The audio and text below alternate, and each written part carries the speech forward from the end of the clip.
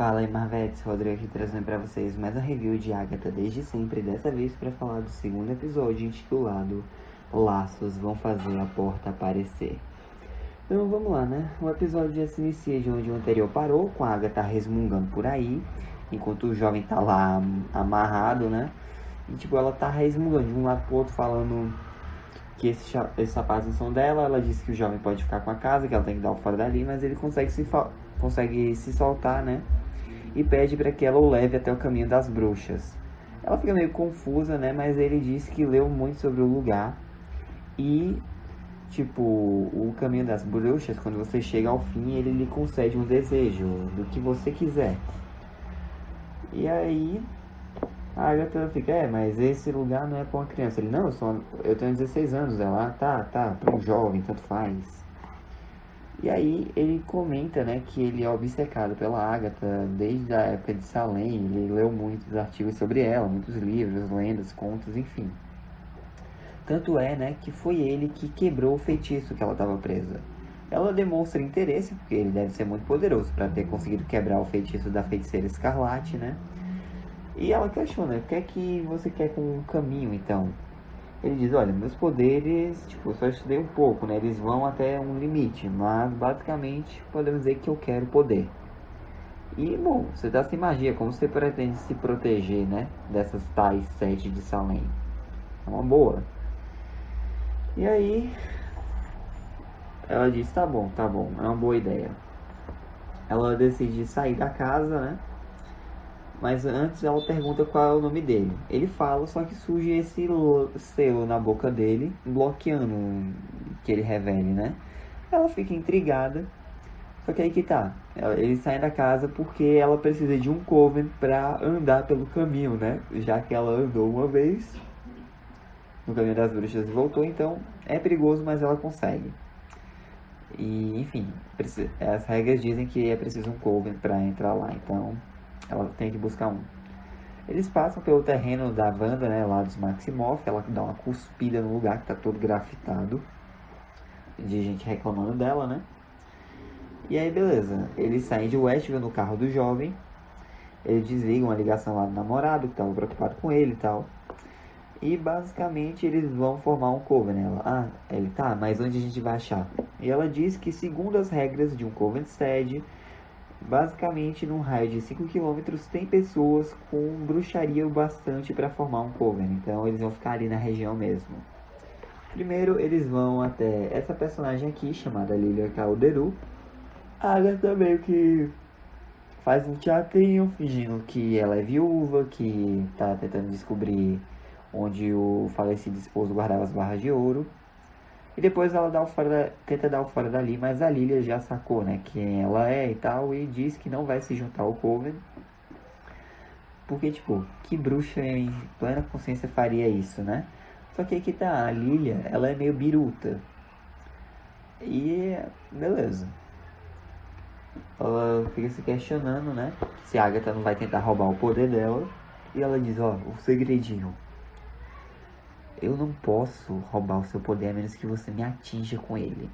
Então, se você for seguir comigo, né, pelo caminho, enfim, você vai ter que ter muita paciência e se controlar. E aí a Lilia diz que não, mesmo assim ela não vai fazer parte do Coven, mas meio que uma bruxaria toma conta dela e ela anota uma lista, né, de nomes no papel, 4 nomes para ser mais preciso. E aí ela diz, vamos embora daqui. Só que o nome da Lilia tá na lista, então ela tem que fazer parte do Coven. O garoto, né, o jovem lá, entrega o endereço da Agatha pra ela. E os dois vão embora. Só que então a Agatha nota, né, que tem um corvo a observando, eles saem dali. Ela chega qual é o próximo nome da lista e elas vão como se fosse num boticário de Westview, né, e conhecem essa tal de Jennifer Cale, que é uma vendedora de velas aromáticas. Mas na verdade se trata de uma bruxa que está com a magia bloqueada, então ela não pode soltar poderes nem nada. Ela obviamente recusa a proposta, né? Mas o jovem descobre que ela está com problemas financeiros. Ela está com problemas financeiros. E se ela não der um jeito nisso, ela pode ser presa. Então, sem saída, Jennifer pega o endereço da Agatha, né?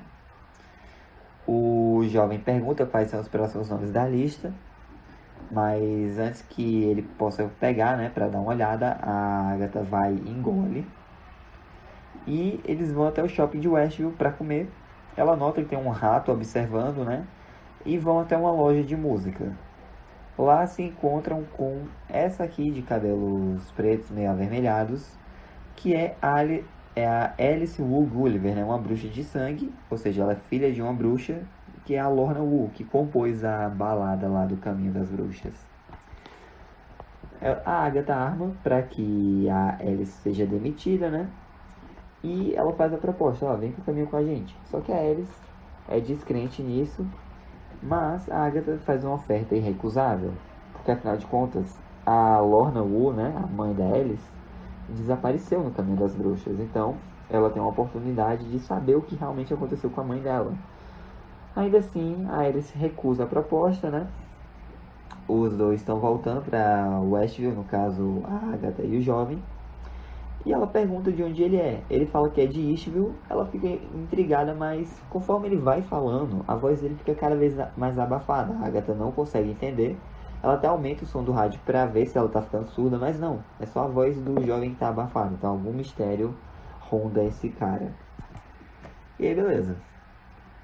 Ela volta para casa, né? O jovem tá arrumando as coisas lá pro Coven, porque a reunião vai ser de tardezinha, no pôr do sol, antes que as 7 de Salem cheguem, né?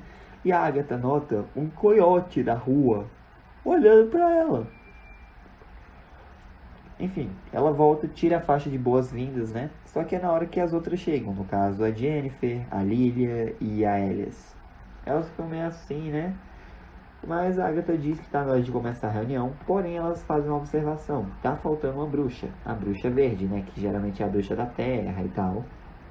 E a Agatha diz, não lembro disso não. Só que a própria balada diz isso. Então, o jovem lembra que tinha um quarto nome na lista. Ele pergunta qual era, a Agatha se recusa a falar. Ele pergunta para a Lilia, que diz que não era um nome, era um desenho de um coração negro. Ok, né? Nós meio que já sabemos quem pode ser. Mas ok, a Agatha dá uma desculpa, vai pro lado de fora e se encontra, né, com a senhora Hart. Na verdade, Sharon Davis. Hart, né, era o alter ego que a Wanda criou pra ela em Westview. E aí, beleza. A senhora Davis, né, ela cuida muito bem de jardim. A Agatha diz, ei, vem pra cá, pra minha casa, a gente vai dar uma festinha e tal essa noite. E a senhora tá super convidada. E como a Sharon agora é viúva, né, porque o senhor Davis morreu durante aquela ilusão da Wanda, não tem nada melhor para fazer. Ela pega a bolsa e vai junto com a Agatha, né? Eles vão pro porão. A Agatha pede para que o jovem fique lá em cima, tranque todas as portas e janelas, que ela vai invocar, né, o caminho, porque o caminho não pode chegar lá de carro, ele é conjurado. E basicamente para isso o Coven precisa cantar, né, a balada do caminho. Elas meio que ficam receosas no começo, mas começam a cantar. Todas elas, exceto a senhora Davis, né, que fica perdidinha, mas fica se divertindo, cantando junto depois, o refrão só.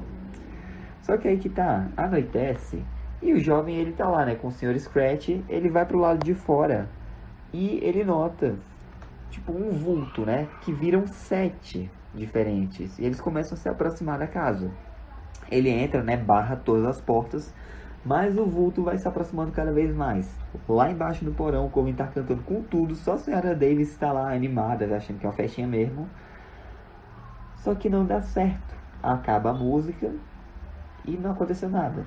Então as bruxas ficam discutindo entre si e a Agatha ela começa a provocá-las. Só que isso era justamente para que houvesse uma centelha, né, de poder e elas atacassem a Agatha para que ela conseguisse roubar os poderes. Mas não deu certo, porque a Lilia percebeu isso, né? A Agatha se faz de desavisada, tipo, se faz de besta, né? Mas não dá certo. Então elas notam que uma porta do nada apareceu ali embaixo, no chão. O jovem desce correndo as escadas, elas abrem a porta, né? Ele desce e, tipo, essa porta tem uma escadaria que leva para baixo. A Agatha é a última a passar, né? Pela porta, fecha, como se fosse um alçapão, e o teto vira pedra. Então ela desce, né? Vê que chegaram num bosque, e não é um bosque qualquer, é literalmente o caminho das bruxas. Então todo mundo ali tira os sapatos A Agatha brinca, né, dizendo, não duvidei por nenhum momento. E assim, o Coven da Agatha segue pelo caminho das bruxas. Fim do episódio, que foi escrito, né, pelo Jack Schaefer e... Ou melhor, não, ele não foi escrito pela Jack Schaefer, só foi dirigido por ela. Foi outra roteirista que escreveu, eu confundi aqui a anotação. Mas é isso, e um detalhe que eu esqueci de falar, né? No episódio anterior, lá naquele livro que a Agatha estava procurando, Diálogos Arcaicos, blá blá blá blá, que se for juntar as iniciais forma Darkhold. Então, nós tínhamos outro, né, que era o autor, entre aspas, que era Andrew Hugo. Reorganizando esse anagrama, forma Wundagore, aquele monte, né, que aparece lá em Doutor Estranho no Multiverso da Loucura. E faz sentido que o Darkhold, né, seja de lá, porque foi lá que ele foi criado pelo Kiton e tal. E, inclusive, o episódio anterior respondeu uma dúvida, que muita gente diz, beleza, já que o Darkhold estava com a Agatha há séculos, né, não tem como Agentes da S.H.I.E.L.D. ser canônico. Não, o primeiro episódio da série da Agatha revelou que existem várias cópias do Darkhold. Então, é possível sim que uma das cópias tenha sido a que estava lá com o Motoqueiro Fantasma e a galera de Agents of S.H.I.E.L.D., que foi o mesmo Darkhold que eventualmente foi parar nas mãos da Morgan Le Fay em Fugitivos. E temos o Darkhold que estava com a Agatha, que depois foi pra Wanda, que depois foi destruído, enfim. A questão é, a gente sabe que a saga dos Defensores é canon no UCM. A gente sabe que em Manto e Adaga é mencionada um artigo que a Karen Page escreveu. Ou seja, Manto e Adaga é canônico para Defensores. Para a saga dos Defensores, que é canônica no UCM. E Manto e Adaga tem crossover com Fugitivos, que por sua vez usa o mesmo Darkhold de Agentes da S.H.I.E.L.D., literalmente é o mesmo objeto cenográfico.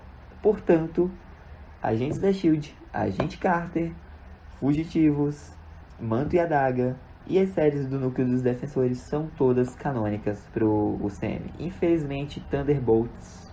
Brincadeira, Thunderbolts não. Thunderbolts é um filme, eu confundi aqui. Infelizmente, a série dos Inumanos também é canônica.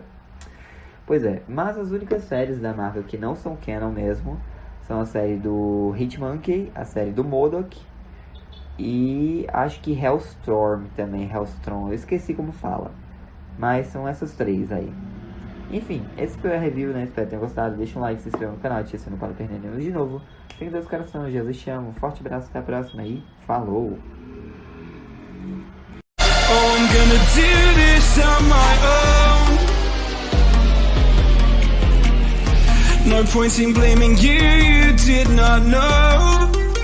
Oh, I thought you were the one for me. That